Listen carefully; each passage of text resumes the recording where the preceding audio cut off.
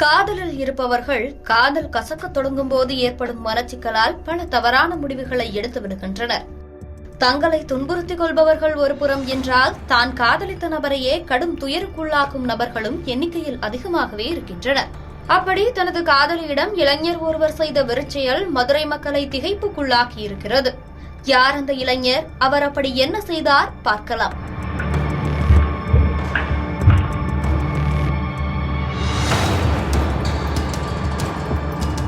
மதுரை மாவட்டம் ஒத்தக்கடையைச் சேர்ந்தவர் சித்திக் ராஜா. 25 வயதான இவருக்கு பள்ளிப்பருவத்தில் உடன்படித்த தோழி மீது ஈர்ப்பு ஏற்பட்டுள்ளது. இருவரும் நெருங்கி பழக்கத் தொடங்கவே ஒரு கட்டத்தில் அது காதலாக மாறியுள்ளது. இருவரும் சில ஆண்டுகள் காதலித்து வந்த நிலையில் கடந்த 6 மாதங்களுக்கு முன்னர் இருவருக்கும் கருத்து வேறுபாடு ஏற்பட தொடங்கியுள்ளது.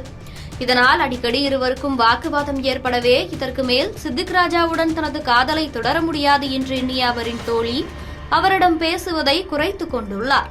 ஆனால் சித்திக் ராஜா தனது தோழிக்கு விடாமல் தொல்லை கொடுத்து வந்துள்ளார். மீண்டும் மீண்டும் அவரை தன்னிடம் பேசச் சொல்லி மன ரீதியாக துன்புறுத்தியும் வந்துள்ளார். இதனால் மிகுந்த மன உளைச்சலுக்கு ஆளான அவரது தோழி கடந்த 5 மாதங்களாக அவரிடம் பேசுவதை தவிர்த்துவிட்டதாக தெரிகிறது. ஆனாலும் சித்திக் ராஜா அவரை தொலைபேசியில் தொடர்பு கொண்டு தொடர்ச்சியாக தொல்லை கொடுத்து வந்ததாக கூறப்படுகிறது. இந்நிலையில் கடந்த ஞாயிற்றுக்கிழமை தனது தோழி வேலை பார்த்து வந்த கடைக்கு சென்ற சித்திக் ராஜா அவருடன் வாக்குவாதத்தில் ஈடுபட்டுள்ளார்.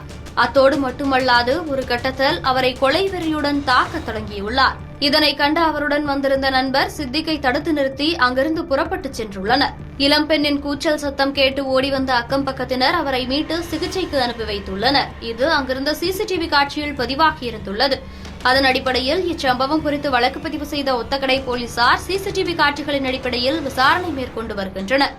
மேலும் இந்த வீடியோ இணையத்தில் வைரலாக பரவப்பட்டு வருகிறது. வன்முறை எதற்கும் தீர்வல்ல.